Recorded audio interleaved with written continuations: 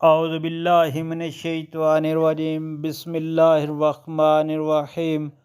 السلام علیکم پیارے بہن بھائیو، گولڈن لائنز میں آپ کو خوش آمدید کہتے ہیں۔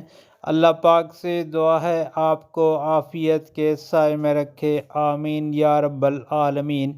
نبی کریم صلی اللہ علیہ وآلہ وسلم نے ارشاد پاک فرمایا، پریشانی کے وقت یہ دعا پڑھیں۔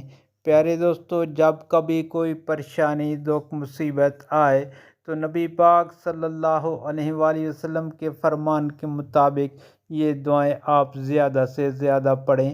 تو پڑھنا ہے بسم اللہ الرحمن الرحیم، لا الہ الا اللہ العظیم الحلیم، لا الہ الا اللہ رب السماوات و رب الارض و رب العرش العظیم۔ دوسرے نمبر پر بسم اللہ الرحمن الرحیم، لا الہ الا انت سبحانک انی کنت من الظالمین۔ پیارے دوستو، یہ قرآن مجید فرقان حمید سورۃ الانبیاء کی حدیث آیت مبارک ہے۔ اس کے بعد بسم اللہ الرحمن الرحیم، اللہ اللہ ربی لا اشرک بہ شیئا۔ پیارے دوستو، ان کلمات کو جب کبھی پریشانی، دکھ، مصیبت آئے تو پڑھیں، انشاءاللہ اللہ پاک رحم فرمائیں گے۔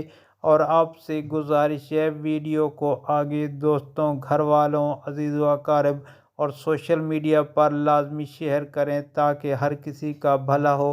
اللہ آپ پر رحم فرمائے، آمین۔